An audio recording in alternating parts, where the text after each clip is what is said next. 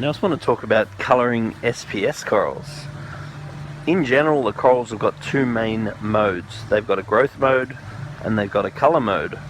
So if you get new SPS corals, the first thing you want to do is put them in growth mode. You want them in growth mode for 3 to 6 months when you introduce them. That allows them time to establish and connect to the rock and settle into your aquarium and so forth. Now, the things that will affect the colour versus growth mode. First of all is the lights. The better your lights, the better the colour retention of the coral will be. So getting good quality lights is definitely going to help. Now, to put the corals from one mode to another mode, we need to have a look at the water quality. So for growth mode, we want nice high alkalinity, say 12 DKH or near there. We want nice high magnesium, let's say 1400. We want nice high calcium, say 450.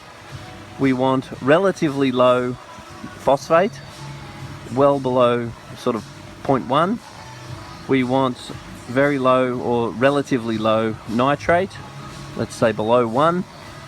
And in that environment, you will get good growth in your SPS corals. If you start to want to colour them, then what we need to do is reduce the zooanthellae. The zooanthellae is brown or light brown, zooanthellae A and zooanthellae B, and that will make your corals look brown. But to pull them out of a growth mode, we need to put them into more of a famine, where the coral thinks that there is less available nutrients, so therefore they will reduce zooanthellae because they will assume the other corals around them are not growing as fast as well.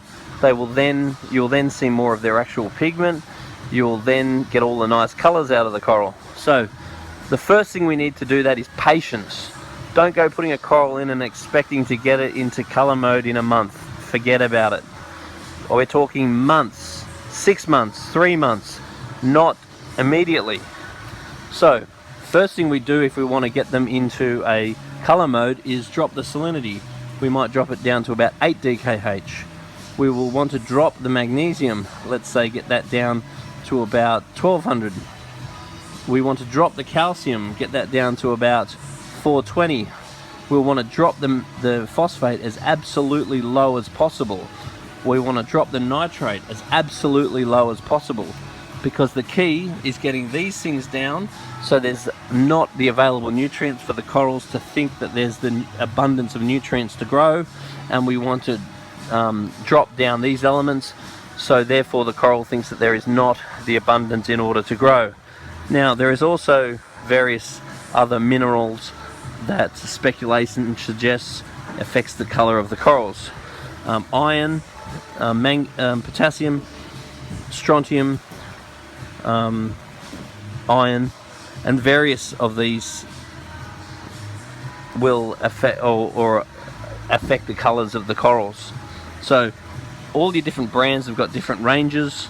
Say for example Red Sea, they suggest the iodine helps pink, they suggest potassium helps red, they suggest iron helps green, and so forth. So you can use minerals to affect the colour of your corals.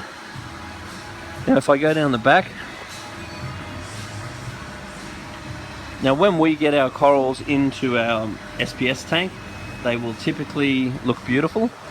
Then within a week or so they can brown out a little bit, but with the right conditions, with the dosing systems, with a good skimmer, with nutrient extraction, then they don't take long to colour back up again.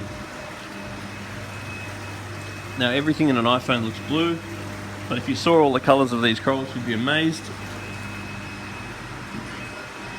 And then down here we've got our fragging. Now the colours of these frags from our little fragging area, so we put any damaged or fragging corals here. So the first thing we'll do is keep the nutrient level up, so you can see that by a little bit of algae that's in the tank. We'll let them nicely establish onto the plugs. Then once we're happy that they're all established, we then can drop their nutrient level and then think about selling them. In this condition, when they're brown like this, nobody will want to buy them. I'll be lucky to get $10 or $15 for them. But once I'm happy that they are established on their plugs, we then can drop the phosphate and nitrate level with some patience. We're not going to drop the phosphate and nitrate level and then expect the colour to come out straight away. We want to wait months.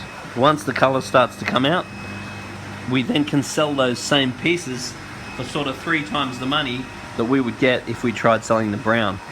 So basically, you can use water quality and light to affect the colours of your corals, but the most important ingredient is patience. Anyway, if you've got any comments that you can put down the bottom on successes or failures that you've had colouring corals, then give us some feedback. The feedback on this from my customers in general is very varied. This whole philosophy that I'm talking about, I get some people come back and say it worked perfectly and it was very effective in their case. I get others that come back and say that what I'm saying is a load of crap. Anyway, give us your opinion.